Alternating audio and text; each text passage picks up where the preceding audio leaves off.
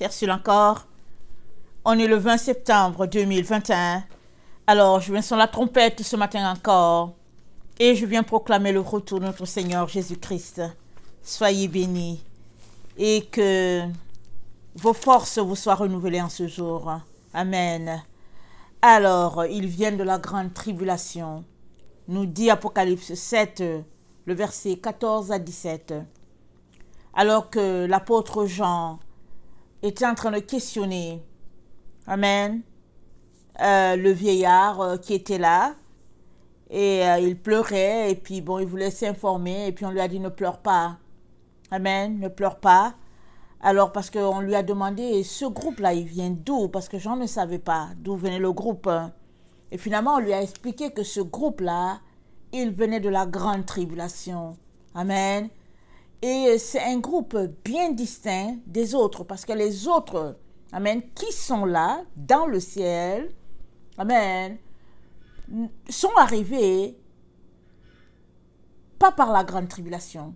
Mais ce groupe en particulier a été identifié, amen, comme le groupe qui vient de la grande tribulation, amen. Alors, je reviens sur ce message portant sur la grande tribulation, parce qu'il y a encore beaucoup de chrétiens dans le temps dans lequel nous sommes qui continuent de dire haut et fort que l'Église ne passera pas par la grande tribulation. Ils continuent de prêcher ou bien de proclamer que la grande tribulation, ce n'est pas pour les enfants de Dieu et que c'est pour les autres. Alors, quand on comprend que nous sommes une génération qui n'aimons pas souffrir, on va comprendre une telle explication, n'est-ce pas?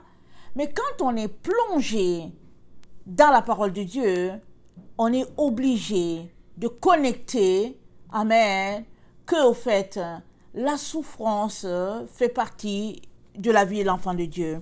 Alors, 1 Pierre 4, le verset 13 à 17, pour nous situer, nous dit, amen, 1 Pierre 4, le verset 13 à 17, il nous dit, l'apôtre Pierre nous dit, réjouissez-vous au contraire de la part que vous avez aux souffrances de Christ, afin que vous soyez aussi dans la joie et dans l'allégresse lorsque sa gloire apparaîtra.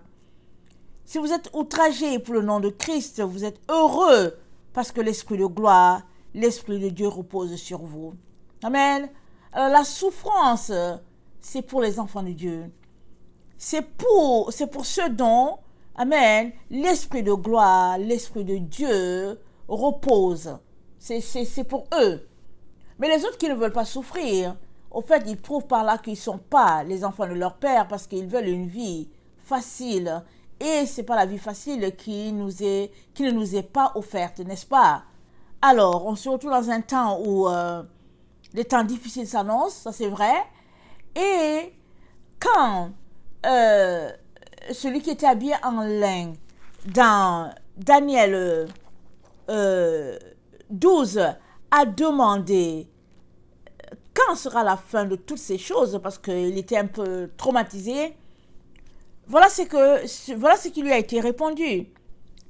On dit, il jura par celui qui vit éternellement, Daniel 12, le verset 7, que ce sera dans un temps, des temps et la moitié d'un temps, et que toutes ces choses finiront quand la force du peuple saint sera entièrement brisée. Il viendra un temps, dans le temps dans lequel nous sommes, où la force des enfants de Dieu sera entièrement brisée. Ils ne sauront plus où se tourner. Alors viendra la fin. Alors se déclenchera, amen, tout ce qui a été prédit. Mais pas avant cela, pas avant... pour le moment, on peut encore supporter. On endure des choses qu'on peut supporter. Voilà pourquoi certaines personnes disent, ah non, mais au fait, la tribulation, c'est pas pour l'enfant de Dieu, parce que, le Père, Jésus a souffert pour nous. Ou bien d'autres disent, au fait, pour le moment, on peut encore acheter, on peut vendre, donc ce n'est pas la marque de la bête. La marque de la bête sera quand on ne pourra plus acheter, on ne pourra plus vendre, alors on parlera de la marque de la bête. Mais un tel raisonnement, c'est un raisonnement très simpliste. Pourquoi? Parce que de toutes les manières, il faut d'abord que la chose arrive. elle arrive comment? Elle n'arrive pas comme un ouragan. Elle s'annonce tout doucement. Mais quand même ce serait l'ouragan commence petit à petit et puis ça prend de l'ampleur. Et là, finalement, on se rend compte que, oulala, si les gens n'avaient pas pris de mesures, ils se rendent compte qu'ils ont fait la grave erreur de leur vie. Alors, l'ouragan ne commence jamais comme une épée de Damoclès sur notre tête et puis là, on se dit, wow! Mais non. Ça commence par un vent, ça s'annonce tranquille et puis après, le vent prend de l'altitude et puis bien voilà. C'est pareil. Alors, ne vous basez pas sur ce que vos yeux voient là pour dire, au fait, ce n'est pas la marque de la bête, ce n'est pas ceci, ce n'est pas cela. On est dans les temps annoncés, prophétisés par Jean. Alors, on est une génération qui pratique beaucoup le déni. Alors, il y a plusieurs enfants de Dieu qui aiment pratiquer le déni. Ils voient quelque chose avec leurs yeux et ils disent, mais non, c'est pas ça. Alors, ils vont te démontrer qu'ils connaissent. Ils vont te dire, bon, voilà, selon Paul et puis selon ceci. Mais je vous dis une chose. La meilleure façon, c'est de prendre ta Bible, de te faire un coin dans ta maison et de t'asseoir et de lire. Lis seulement. Prends ta Bible et puis lis ton Apocalypse tranquille. Et petit à petit, l'Esprit de Dieu va downloader des révélations dans ton esprit. Mais si tu es là juste pour contrecarrer ce que Dieu dit, alors ce n'est pas les éléments qui te manqueront. Il y a des personnes, leur travail c'est de contrecarrer ce que l'Esprit de Dieu a dit. Dès qu'une parole sort, ces personnes s'asseyent pour dire le contraire. Parce qu'ils ont été entraînés à cela. C'est leur travail. On peut rien faire avec quelqu'un qui est là, qui fait l'œuvre du diable. On ne peut rien. Tu fais l'œuvre du diable, vas-y. Mais Paul a dit quoi? Mais quant à nous, nous ne sommes pas là pour contester. Et Paul nous a mis en garde contre les discussions futiles. Alors, dans Apocalypse 7, le verset 14 à 17, nous dit ceci.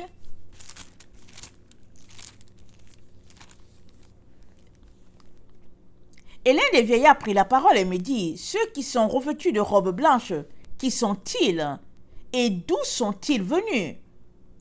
Je lui dis, mon Seigneur, tu le sais. Et il me dit, ce sont ceux qui viennent de la grande tribulation. Ils ont lavé leurs robes et ils les ont blanchis dans le sang de l'agneau. C'est pour cela qu'ils sont devant le trône de Dieu. Ils le servent jour et nuit, dans son temple. Celui qui est assis sur le trône dressera sa tente sur eux. Ils n'auront plus faim, ils n'auront plus soif et le soleil ne les frappera point ni aucune chaleur. Car l'agneau qui est au milieu du trône les paîtra et les conduira aux sources des eaux de vie. Et Dieu essuiera toute larme de leurs yeux. Amen. Ici, on a trois groupes, si on peut le dire ainsi. Il y a un groupe qui est là et le vieillard lui demande d'où vient ce groupe. Et il lui dit que celui-là qui est assis sur le trône va mettre une tente sur eux. Et il dit, il y a un agneau qui est là, qui va les paître. C'est l'information qui est donnée à Jean.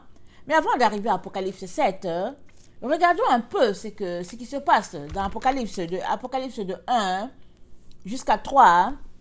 Amen. Alors, Jean s'est dit, d'abord, dans Apocalypse 1,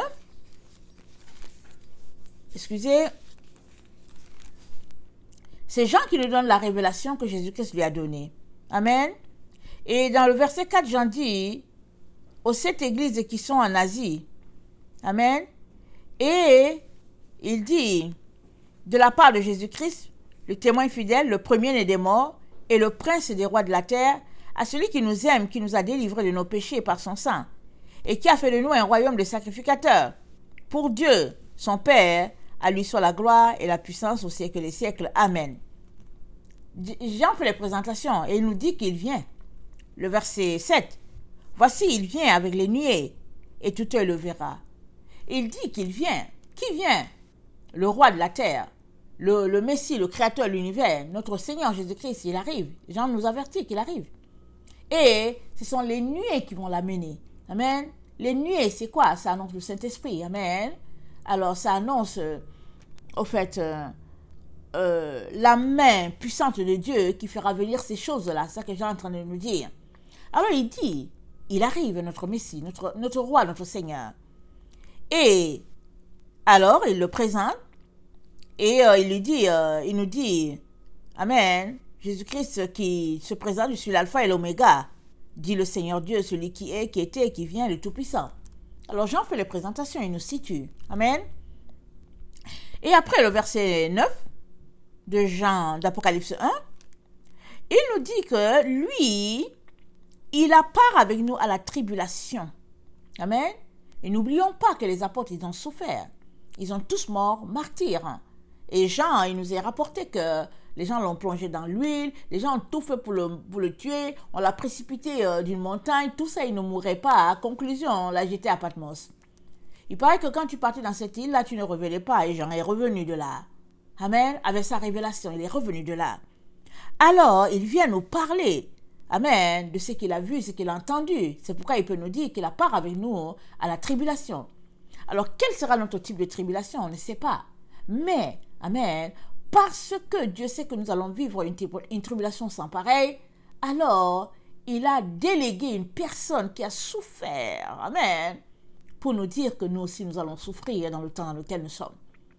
Alors, l'erreur à ne pas faire, c'est de botter cela en touche et dire, je ne veux pas souffrir. La souffrance, ce n'est pas pour moi. La tribulation, ce n'est pas pour moi. Etc., etc. Je suis chrétien et la tribulation, ce n'est pas pour moi. Beaucoup d'enfants de Dieu, c'est ça qu'ils font. Ils refusent d'entendre ce que l'Esprit dit à l'Église. Ils refusent tout simplement. Ils se bouchent les oreilles et ils vivent dans leurs illusions. Ils sont perdus complètement. Mais, je viens t'encourager ce matin à ouvrir les oreilles. Amen. À te dire, et si ce que j'ai comme version de l'Apocalypse est fausse, il est très important de se remettre tous les jours en question pour savoir si l'Esprit de Dieu a autre chose à te dire que ce que tu as. Amen. C'est cela. Amen. Aussi la lumière de Dieu. Alors il dit que il était dans l'île appelée Patmos et il fut ravi en esprit. Ça veut dire qu'il a eu une vision. Ça veut dire que son corps était là, mais son être n'était plus là. Il n'était plus, c'est-à-dire que si tu venais, tu le touchais, peu importe, il n'était plus là, il était parti, son esprit n'était plus là en lui. L'esprit était en train de découvrir toutes ces choses-là que Dieu avait à lui montrer. Alors il entend un son de trompette. Amen. Et ce même son de trompette-là, il nous dit, à verset 4, il dit, après cela je regardais, et voici une porte était ouverte dans le ciel, la première voix que j'avais entendue, comme le son d'une trompette. Amen. Cette même voix-là qui avait parlé à Jean dans Apocalypse 1, c'est la même qui lui parle dans Apocalypse 4. Alors, dans ce son de trompette-là, lui dit ce que tu vois écrit. Alors, envoie aux églises. Il a la recommandation d'envoyer 7 lettres à cette église, dictées par notre Seigneur. Après, il nous décrit ce qu'il a vu. Amen, le chandelier, les mains du Seigneur, les cheveux blancs, les yeux comme la flamme de feu. Il met tout ce qu'il décrit là, tout ce qu'il a vu, il le décrit. Amen. Présentant notre Seigneur. Et après cela, il présente ces 7 lettres aux églises. Amen. Et après, la même voix là qui lui a parlé, amen, lui dit maintenant, viens ici, je vais te montrer ce qui va arriver par la suite. La voix le prend maintenant dans le terre à terre, là où il était là, pendant que la voix lui montrait la vision au niveau terrestre. Amen. Alors maintenant, la voix le prend maintenant en l'amenant dans le ciel cette fois-ci. Alors, c'est comme si, au fait, c'est comme s'il était lui-même dans le ciel. Amen. La voix le prend, la voix l'amène là-bas, à ce niveau, à cette dimension-là. Amen. Et il nous précise, il dit c'est cette même voix-là qui lui avait parlé la première fois, c'est cette voix-là maintenant qui l'amène dans le ciel, qui dit monte ici, je vais te montrer quelque chose. Amen. Et la voix vient, elle lui présente quelqu'un qui est assis. Amen. Elle lui présente un trône, elle lui présente quelqu'un qui est assis sur le trône, elle lui présente 24 vieillards, elle lui présente 4 êtres vivants. Vraiment, elle lui présente et puis il décrit ce qu'il voit. Et au chapitre 5, par exemple, il va dire que celui qui est assis sur le trône, il a dans sa main un livre qui est scellé de 7 sceaux. Alors Jean nous décrit tout ce qu'il voit. Mais il n'est pas en train de nous dire que l'église est là-bas au ciel.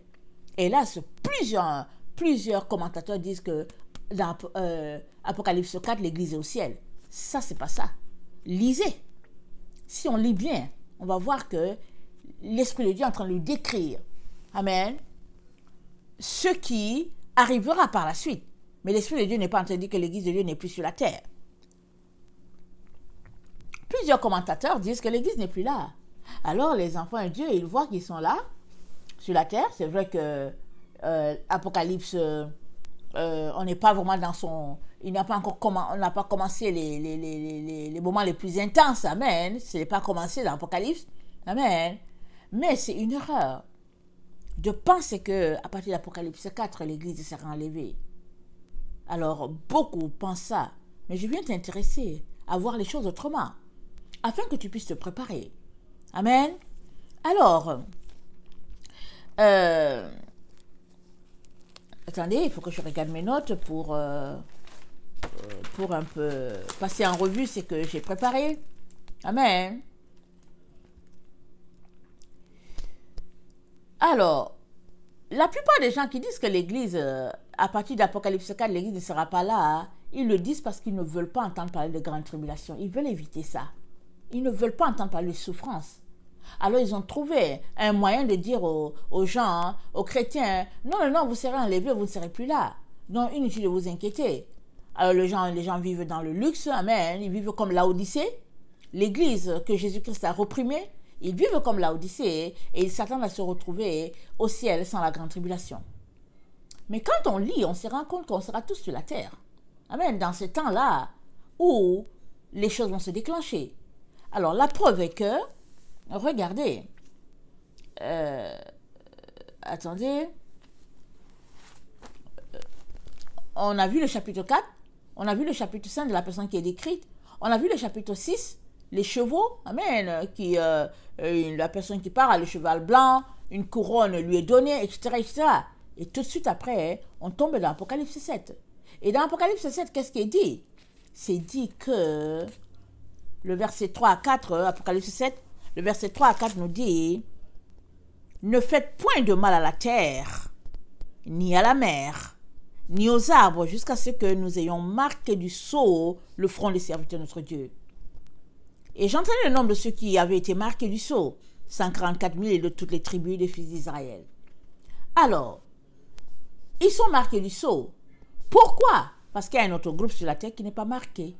C'est pas compliqué. Amen. Ils sont marqués parce que nous sommes tous sur la terre et d'autres ne sont pas marqués du sceau de Dieu. Lisons Apocalypse 9. Apocalypse 9, le verset 5, il dit « Il leur fut donné non de les tuer » attendez, Apocalypse 9, le verset 4. « Il leur fut dit de ne point faire de mal à l'herbe de la terre, ni à aucune verdure, ni à aucun arbre, mais seulement aux hommes qui n'avaient pas le sceau de Dieu sur leur front. Il leur fut donné non de les tuer, mais de les tourmenter pendant 5 mois. Et le tourment qu'ils causaient était comme le tourment que cause le scorpion quand il pique un homme. Et en ces jours-là, les hommes chercheront la mort, ils ne la trouveront pas. Ils désireront mourir, et la mort fuira loin d'eux. » Amen. Alors, les insectes là, comme les criquets là, ils tourmentent ceux qui n'ont pas le sceau de Dieu. Ils ne tourmentent pas les autres, mais ceux qui n'ont pas le sceau de Dieu là, ils sont tourmentés. Alors, amen. Pourquoi? Pourquoi? Parce que Dieu, il y a 2 groupes sur la terre. Et Dieu dit, Dieu envoie sa parole, un groupe est tourmenté, et l'autre groupe pas tourmenté. L'autre, ça se trouve dans Apocalypse 14, le verset 9 à 10. Ça dit ceci. Et un troisième ange les suivit en disant d'une voix forte, si quelqu'un adore la bête et son image, et reçoit une marque sur son front ou sur sa main, il boira lui aussi du vin de la fureur de Dieu, versé sans mélange dans la coupe de sa colère, et il sera tourmenté dans le feu et le soufre devant les saints anges et devant l'agneau. Et la fumée de leur tourment monte au siècle des siècles, et ils n'ont de repos ni jour, ni nuit, ceux qui adorent la bête et son image, et quiconque reçoit la marque de son nom. C'est ici la persévérance des saints. Alors, encore ici, c'est dit que un troisième ange il suit, il dit, s'il y a quelqu'un qui adore la bête et son image et reçoit une marque sur son front ou sur sa main, il boira la coupe de la colère de Dieu.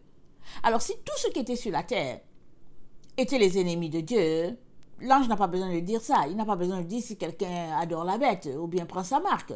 C'est parce qu'on est tous là, sur la terre, amen, que alors une précision est donnée aux habitants de la terre que ceux-là qui prendront la marque de la bête, amen, si on veut, ceux-là qui prendront le sceau de la bête, au fait, seront punis par Dieu le Père.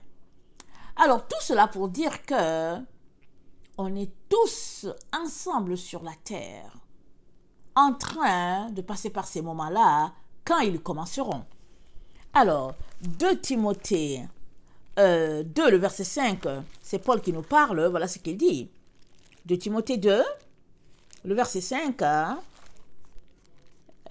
notre cher apôtre Paul nous met en garde, et puis il nous dit, 2 Timothée 2, le verset 5,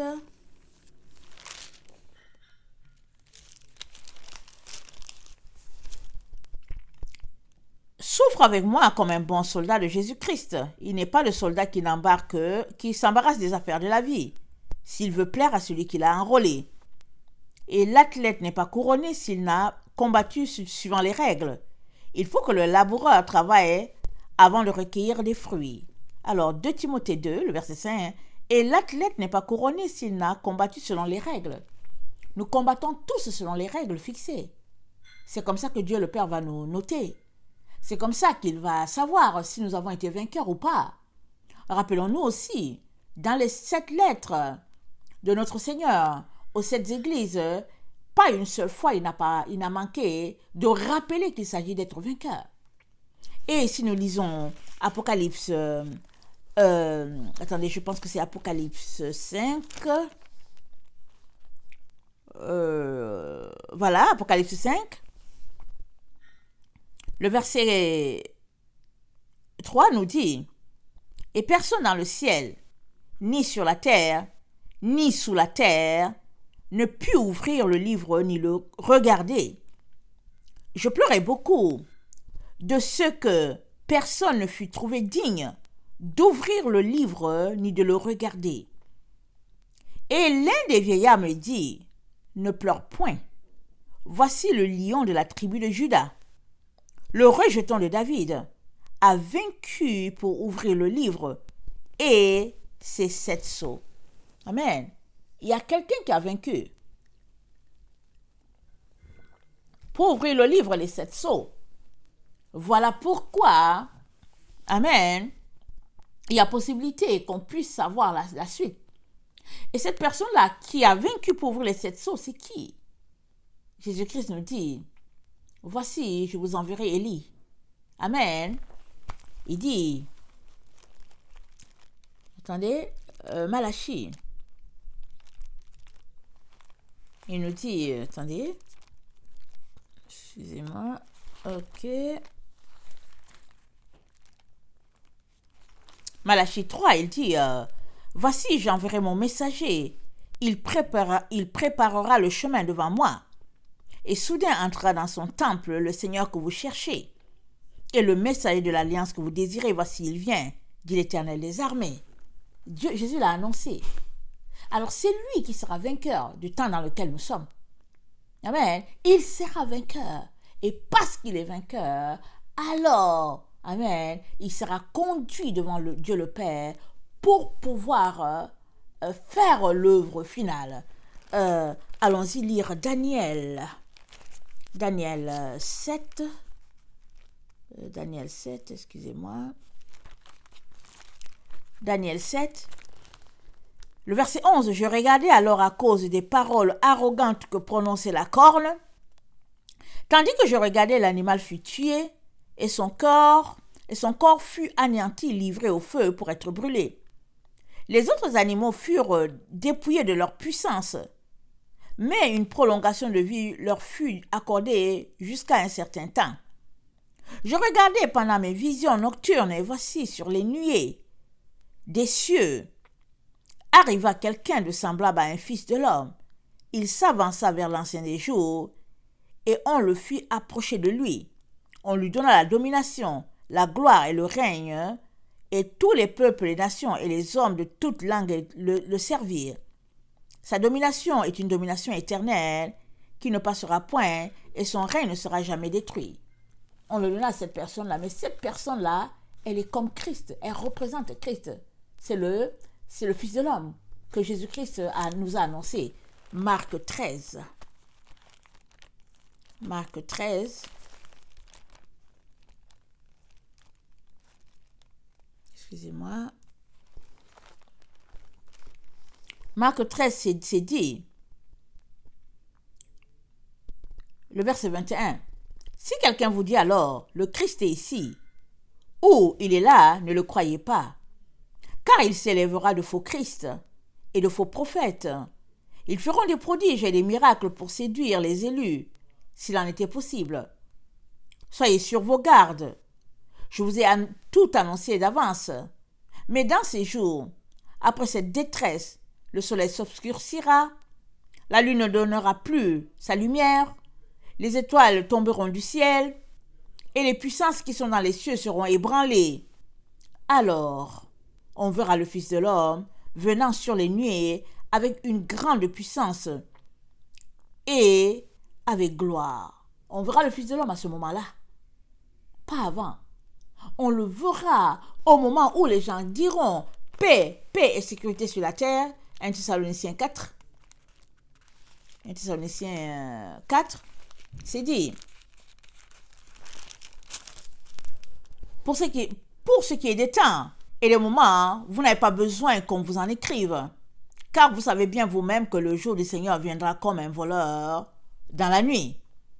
Quand les hommes diront paix et sécurité, alors une ruine soudaine les surprendra, comme les douleurs de l'enfantement surprennent la femme enceinte. Ils n'échapperont point. Mais vous, frères, vous n'êtes pas dans les ténèbres pour que ce jour vous surprenne comme un voleur. Vous êtes des enfants de la lumière et des enfants du jour. Nous ne sommes point de la nuit ni des ténèbres. Ne dormons donc point comme les autres, mais veillons et soyons sobres. Car ceux qui dorment, dorment la nuit, et ceux qui s'énivrent, s'énivrent la nuit.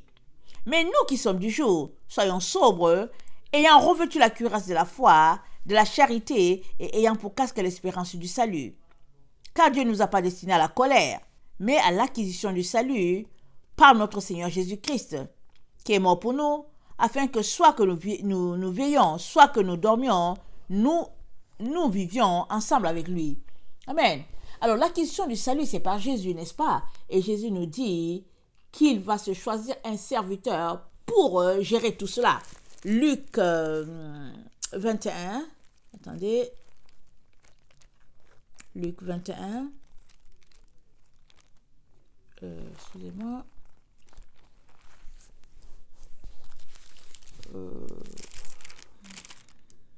Attendez.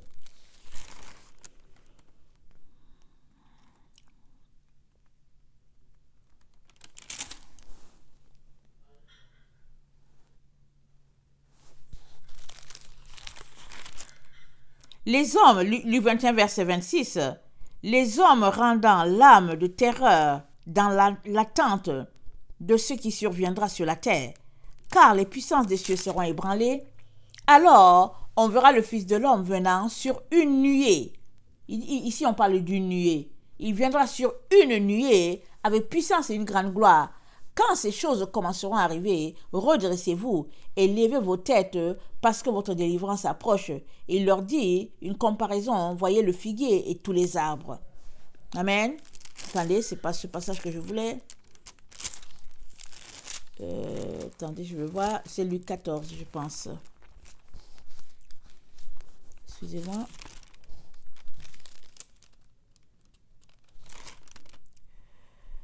Luc 14, attends.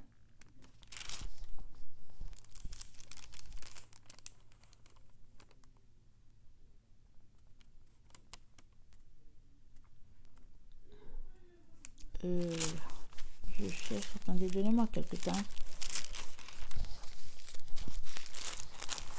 Je vais regarder aussi rapidement dans Matthieu. Je cherche un passage en particulier que j'avais oublié de noter.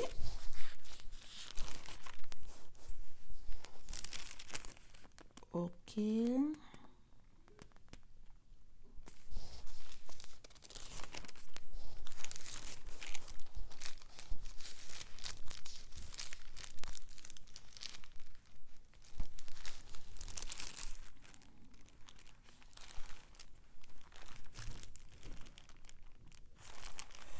Alors, je ne trouve pas très bien le passage là que je cherche, mais c'est l'endroit où Jésus dit, quel est le serviteur que le maître trouvera en train de donner à manger aux brebis?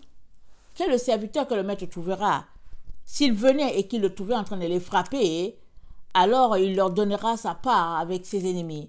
Mais s'il trouvait ce serviteur en train de nourrir, amen, les brebis, alors il prendrait ce serviteur-là, amen, et il le ferait le serviteur qui va gérer tous les autres biens. Amen.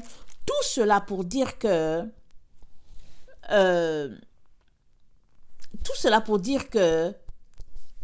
Jésus-Christ suit un pattern. Amen. Comme le pattern, comme ça se passe en Israël. Alors, rappelons-nous, il y a eu Ésaü, il y a eu Jacob. On peut se dire, mais il y a 2 enfants. Pourquoi est-ce qu'ils ne divisent pas les biens entre 2 et puis c'est fini?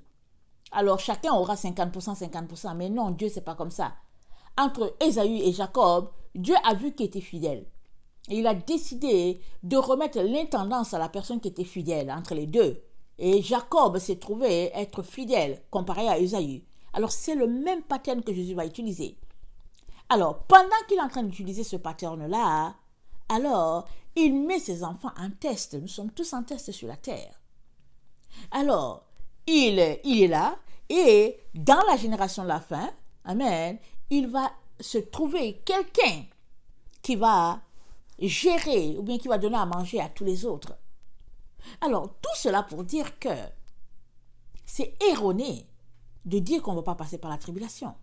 Parce que nous y sommes déjà. C'est-à-dire que le temps, nous sommes en train d'entrer tranquillement là-dedans. Et puis les choses, ça ne commence pas par la grande tribulation, ça commence d'abord par des épreuves un peu qui font rire, et après, petit à petit, on nous enlève des choses, des libertés, etc., etc.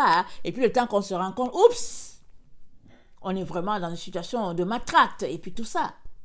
Alors, un enfant de Dieu averti, aguerri, il se prépare, amen, et il fait tout pour ne pas être pris par l'orage, comme on peut le dire. Amen. On ne perd pas le temps à discuter des futilités. On ne perd pas le temps à démontrer de la possibilité des événements ou pas. Non.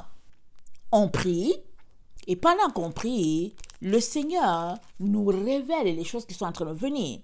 Et il dit, amen, que dans Marc 13, là, qu'on avait lu tantôt, le verset 19, il dit, car la détresse en ces jours sera telle qu'il n'y en a point eu de semblable depuis le commencement du monde que Dieu a créé jusqu'à présent, et il n'y en aura jamais. Et si le Seigneur n'avait abrégé ces jours, personne ne serait sauvé. Mais il les a abrégés à cause des élus qu'il a choisis. Si quelqu'un vous dit alors le Christ est ici, il est là, ne le croyez pas, car il s'élèvera le faux Christ. Et les faux Christ aujourd'hui, c'est pour nous dire que bon, non, mais on ne va pas passer par la grande tribulation, mais non, le Seigneur nous a donné un certain confort, mais non, que ça c'est pour les autres. Ça, c'est pour cela que Jésus-Christ a dit à ses disciples, ne soyez pas séduits. Parce que si tu es séduit et que tu te mets à croire à ce type de langage, jamais tu ne vas te préparer. Tu vas te dire que bon, il arrive me chercher, il va venir me prendre dans quelques jours, et tu seras dans l'illusion totale. Et quand il viendra, tu n'auras même pas accumulé un grain de maïs pour pouvoir supporter dans le temps difficile. Alors, tout cela pour dire que, au fait, Jésus-Christ nous a avertis, pas une fois, pas 2 fois, il nous a avertis plusieurs fois. Et Apocalypse 3, le verset 10, nous met carrément devant les faits. Jésus-Christ, il nous parle et il dit, parce que tu as gardé la parole de la persévérance, je te garderai à l'heure de la tentation qui va venir sur la terre afin d'éprouver le monde entier. C'est pour éprouver les habitants de la terre. Alors tu peux regarder pour dire non, cette tentation elle est trop grosse. Elle est très forte, ça ne peut pas être de Dieu. Mais Dieu l'a dit. Il envoie, amen, cette tentation, il dit, qui vient dans le monde. Il permet cela, disons-le, pour éprouver les habitants de la terre. Et vous savez, on a déjà lu que Jésus-Christ, il a son feu, il a son vent et puis son feu. Amen. Alors le feu, c'est pourquoi? C'est pour épurer. Parce que l'or Tant qu'il n'est pas passé par le feu, on ne peut pas voir sa qualité. On ne peut pas voir sa brillance. Et il y a l'heure qui est 10 carats, il y a l'autre qui est 14, il y a l'autre qui est 24, etc., etc. Alors, pour qu'on puisse savoir quel est le poids de cet or-là, on le fait passer par le feu, souvent de manière tellement intense.